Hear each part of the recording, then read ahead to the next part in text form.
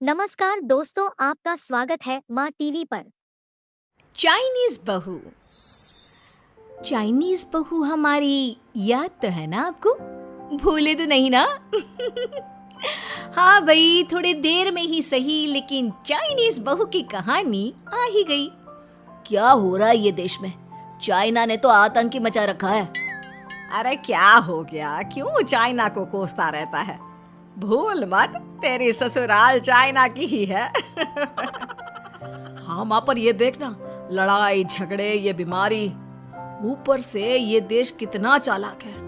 अंदर न जाने क्या क्या करता रहता है। तभी अंदर से बहू की चिल्लाने की आवाज आती है।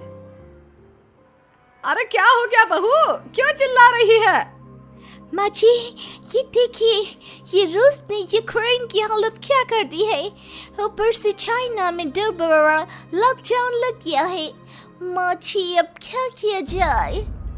अरे तो तुम लोगों को क्या परेशानी हो रही है, मैं तो यही नहीं समझ पा रही हूँ। वो क्या है ना माँ, हम लोग चाइना जाने की सोच रहे थे। सांगसू के भाई की शादी है। तो क्या? अरे कौन सा उन लोगों के यहाँ भाई घोड़ी चढ़ता है जो बहन काजल लगाकर नेक लगी। माँ जी, उसकी आंखें बहुत छोटी छोटी है, उसमें या तो पुतली रह सकती है या काजल। साले की पुतली निकाल कर काजल लगा दो, अंधा कहीं का। क्या क्या बोले तुम मेरे भाई के बारे में? अरे नहीं नहीं बहू, वो तो बोल रहा था कि तुझे नेग मिल जाएगा। है, बहन है ना तो उसकी। नहीं नहीं माँ जी, मैं सब समझती। ये मेरे भाई का मजाक बनाते रहते। कितना सीधा है मेरा भाई, बिल्कुल छिपकली जैसा। नहीं नहीं बहू, सीधा गाय जैसा होता है।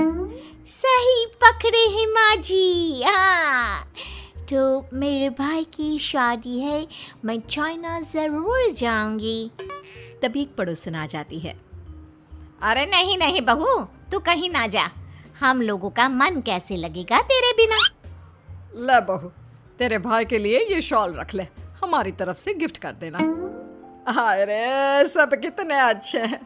मेरी चाइनीज बहू को कितने प्यार से तुम लोगों ने एक्सेप्ट कर लिया। सच में बड़ी भाग्यशाली हूँ मैं। कैसी बात कर रही है? ये तो हम लोगों के देश की खूबसूरती है कि हर किसी को दिल से अपना लेते हैं, बस वो भी दिल से हमें अपना समझे। कैसी बात कर रही है आंटी जी? मेरे लिए आप सब सासू माँ जैसी ही हैं। मुझे भारत बहुत अच्छा लगता है, ये सबसे अच्छा देश है। मेरा भारत महान। वैसे भी लड़के की शादी जहाँ होती है वो तो वहीं की हो जाती है ना। जीती रे बहू, सही बोल रही है। औरत तो होती ही पानी की तरह है, जो जहाँ जैसे रखे वैसी ही शेप ले लेती है। आंटी जी, ये थोड़ा सा ज्यादा हो गया, समझ नहीं आया। नो प्रॉब्लम, मैं चाय बना कर लाती हूँ। फिर क्या, वो दिन भी आ जाता है जब बेटे बहू को चाइना जाना पड़ता है। वहाँ जाकर बहू का भाई कहता है, मेरे बहन आ गए, मेरी बहन आ गए। मैंने सबको बोला कि सब हिंदी में बात करेंगे, नहीं तो बहन नाराज हो जाएगी।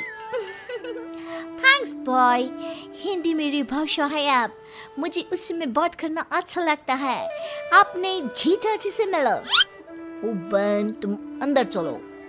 सभी बहू को अंदर लेकर चले जाते हैं, लेकिन सांगसू का पति, वो तो बेचारा चाइना के ससुराल के आंगन में अकेला खड़ा रहता है। काफी देर तक जब कोई उसे नहीं पूछता तो वो माँ को घर पर फोन करता है। हाँ बेटा, पहुंच गए ना कुशल मंगल? हाँ माँ, लेकिन सांगसू पता नहीं कहाँ है। वो तो अंदर गई है, तब से बाहर आई ही नहीं। अरे कैसी बात कर रहा है? तो तू अंदर चला जा, तू बाहर क्यों है?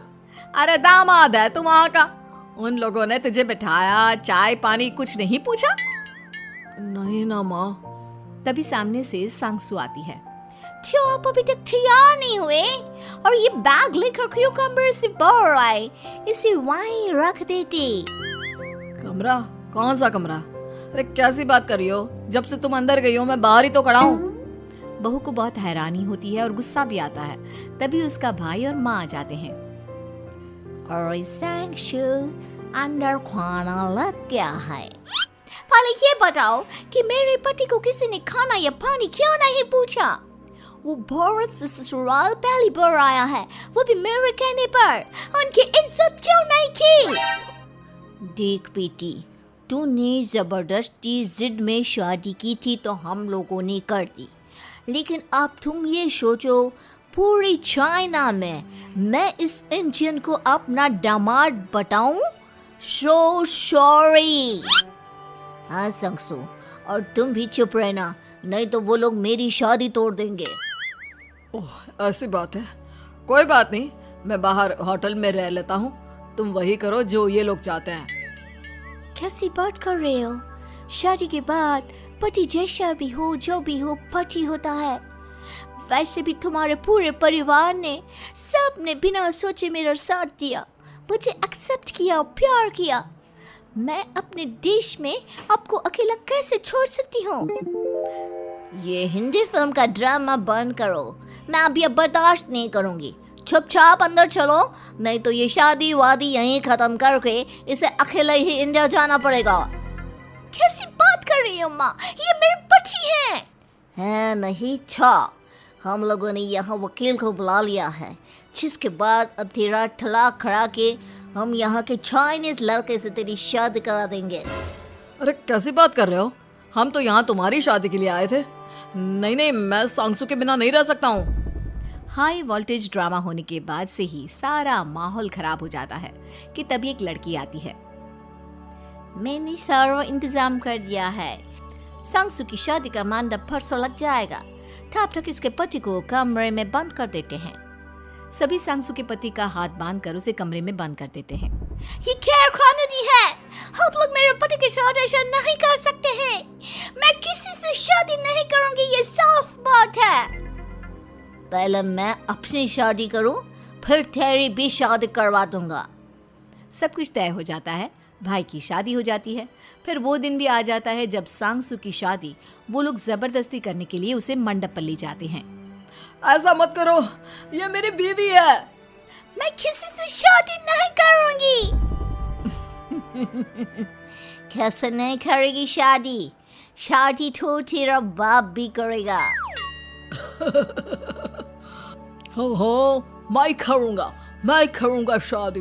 प्लीज कोई मेरी शादी किसी अच्छा औरत से करवा दे। चुप, बिल्कुल चुप। फिर माँ सांगसू और उसके पति से कहती है, तुम लोगों का बच्चा मेरी कैद में है। अगर तुम लोगों ने कोई भी होशियारी की तो मैं इस बच्चे को मार दूंगी। दोनों माँ का रूप देखकर हैरान हो जाते हैं।